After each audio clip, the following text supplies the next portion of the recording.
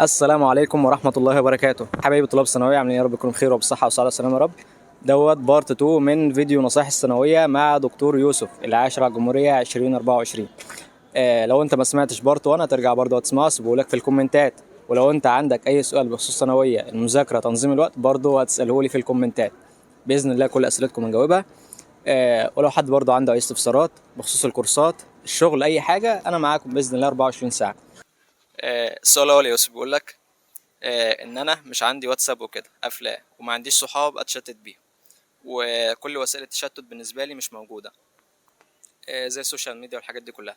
فيا ترى ايه ممكن يكون السبب، او ايه حل المشكله دي عموما، ان انا بضيع وقت مع اني مش عندي واتساب؟ ازاي انظم وقتي؟ والله عامة مشكلة تنظيم الوقت دي بتبقى بتختلف من كل واحد على التاني. يعني أصل أنت ظروفك غير ظروف غيرك، فأنت تنظيم الوقت ده بيبقى حاجة ترجع لك أنت.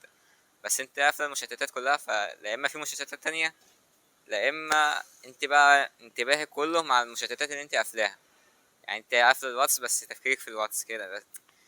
ومثلا يعني حاولي لو ليك اخوات تذاكري بعيد عنهم، يعني مش اللي هو مش يلعبوا في المكان، هم يلعبوا في المكان اللي انت بتذاكري فيه.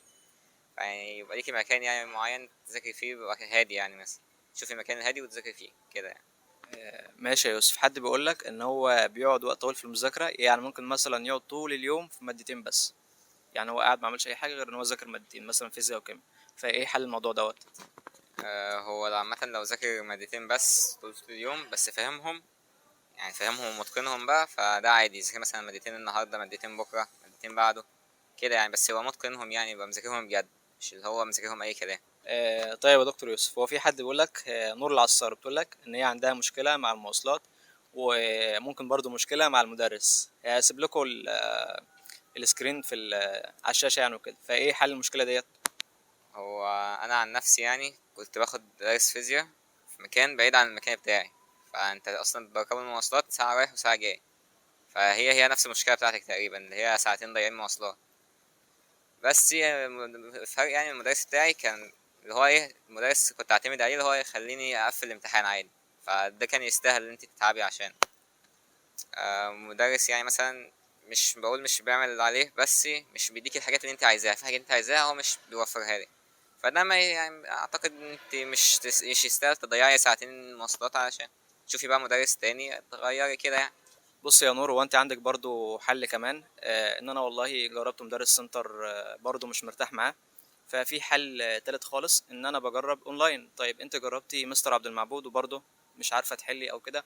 ما انت عندك في مدرسين كتير، في براح كتير في الاونلاين. هو ميزه الاونلاين ان انا بجرب مدرسين كتير، زي مين مثلا؟ زي مستر عبد المعبود ده خلاص ليه طريقه معينه. ما نفعش معايا، عندك مستر محمود مجدي، جربيه، او حاولي تاخدي الميزات بتاعت ده والميزات بتاعت ده. هو مستر عبد المعبود له طريقته، وميزته ان هو بيحط افكار قويه جدا. بس مستر محمود مجدي ميزته ان هو ايه، بيبدا المعلومه من الزيرو. فانا ممكن اجرب ده واجرب ده، وبرده في ناس تانية كتير محترمين جدا جدا على المنصات وكده، ممكن ان انا اجربها. فانا اشوف ده واشوف ده، بس ما افضلش محل سر في نفس المكان اللي انا اصلا مش مرتاح فيه. خلاص هو مدرس انا مش مرتاح معاه من الاول، فما اقعدش اضيع معاه طول السنه، نص السنه او شهور كتيره، وفي الاخر ايه، ارجع اصلح المشكله بعد فوات الاوان. فده حل الموضوع يعني بكل بساطه. طيب يا دكتور يوسف، في حد بيقول لك ان هو عنده مشاكل في الاحياء، اظن معظمهم عندهم مشاكل في الاحياء. فازاي يحل المشاكل ديت، وازاي على قد ما يقدر يحاول ان هو يتعامل بسهوله مع الماده؟ ازاي يعلي مستواه في الماده؟ هو مبدئيا اصلا الاحياء كده كده في مشاكل، هي اصعب ماده بالنسبه لكل الطلبه، وهي كده كده فيها مشاكل يعني، كده كده هتنقص، هتغلط برضه يعني، مهما تعمل هتغلط. بس هنحاول مثلا انت تبقى فاهم المعلومه وتطبق عليها في كذا مصدر موثوق، يعني مش تطبق عليها مش بكتر الحل، يعني تبقى بالاسئله بس انت تبقى فاهم السؤال وفاهم المعلومه نفسها. وكتاب مثلا، كتاب موثوق مثلا، مش هنقول اسامي كتب طبعا، بس يعني الكتب الموثوقه معروفه يعني. فبس هي دي حل المشكله يعني، ما اعتقدش ان هي مشكله ليها حل، هي مشكله ملهاش حل يعني عامه. كده هزار يعني. استنى. هي ده هزار. بلس انت برضه ممكن، يعني انت لازم ضروري تراجع على الاخطاء اللي انت بتغلطها. يعني انت غلطت مثلا سي 5 اخطاء في اليوم، دول مثلا تفهمهم وتركز وتعرف انت غلطت في ايه، وتفهم السؤال نفسه.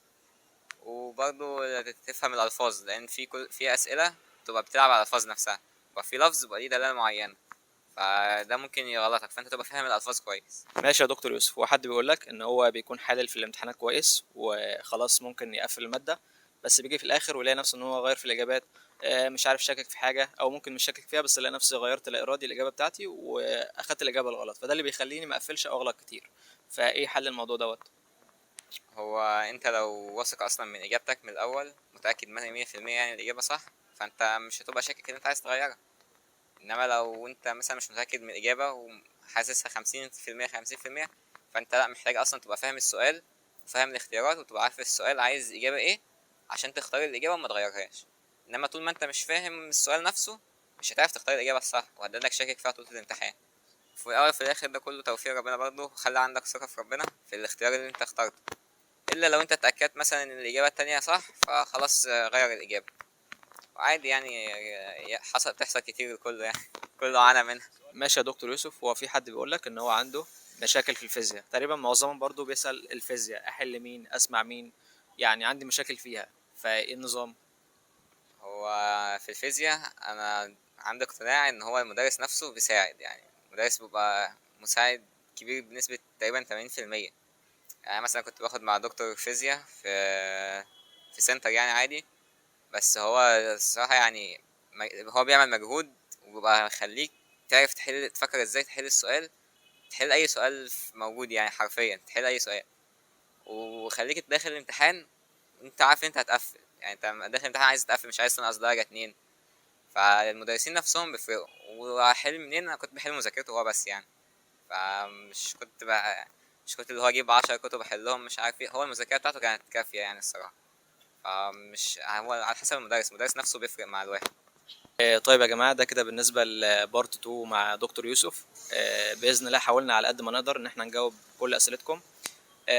لو حد عنده اي سؤال يسيبه في الكومنتات، وباذن الله برضو الفترات الجايه هنحاول نجاوب على كل الاسئله اللي معاكم، سواء مع دكتور يوسف اللي هو مكمل معانا او مع باقي الدكاتره اللي معانا برضو باذن الرحمن. اشوفكم على خير، والسلام عليكم ورحمه الله وبركاته.